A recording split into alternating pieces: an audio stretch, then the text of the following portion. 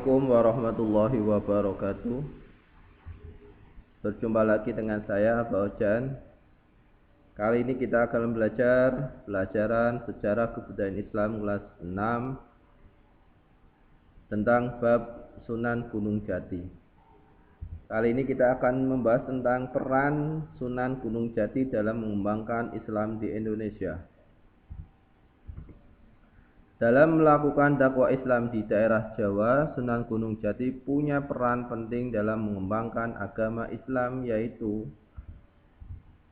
yang pertama, berperan sebagai ulama dan penguasa dalam penyebaran Islam. Usaha dakwah yang dilakukan Sunan Gunung Jati mula-mula sebagai guru agama dengan membuka pondok dan mengajarkan agama Islam kepada penduduk sekitar. Ia dikenal dengan Maulana Jati.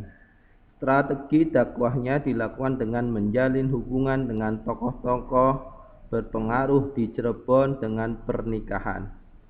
Ia menikah pertama kali dengan Nyai Babadan, putri Ki Gedeng Babadan, yang membuat pengaruhnya meluas dari Gunung Sembung hingga Babadan.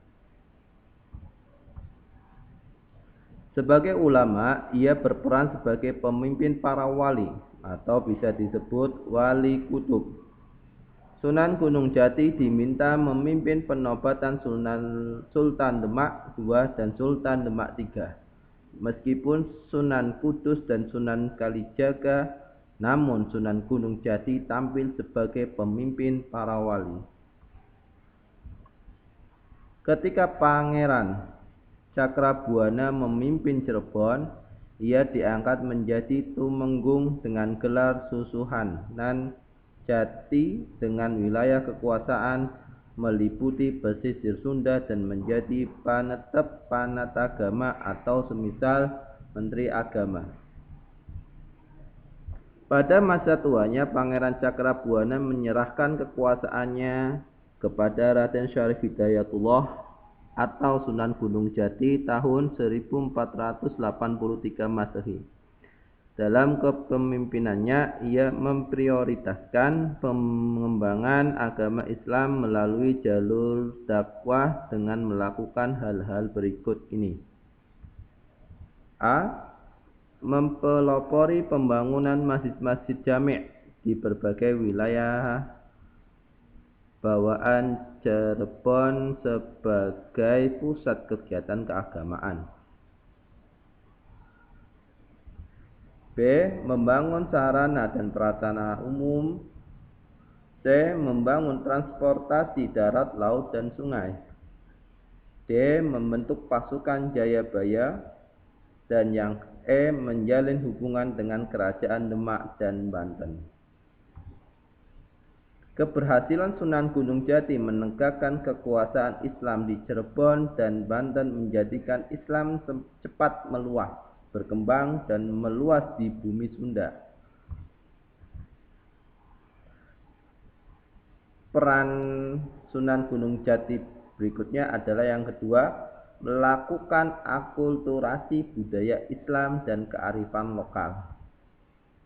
Sejumlah peninggalan Sunan Gunung Jati membuktikan kearifannya dalam mengkompromikan budaya Islam dan budaya lainnya.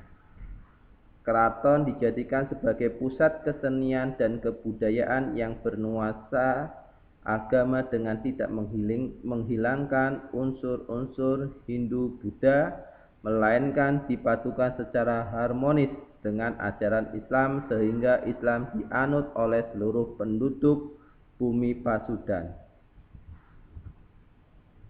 Sejumlah benda-benda bersejarah peninggalan kerajaan Cirebon yang ada di keraton membuktikan percampuran budaya Jawa, Sunda, Tionghoa, Arab, dan Eropa. Hal ini dapat dilihat dari gapura, tugu batu lingga yoni, piring-piring keramik dari Tionghoa, meja kaca gaya Prancis, dan lain-lain menunjukkan nilai toleransi terhadap kebudayaan lainnya. Sekian pembahasan pada hari ini. Sekian dan terima kasih.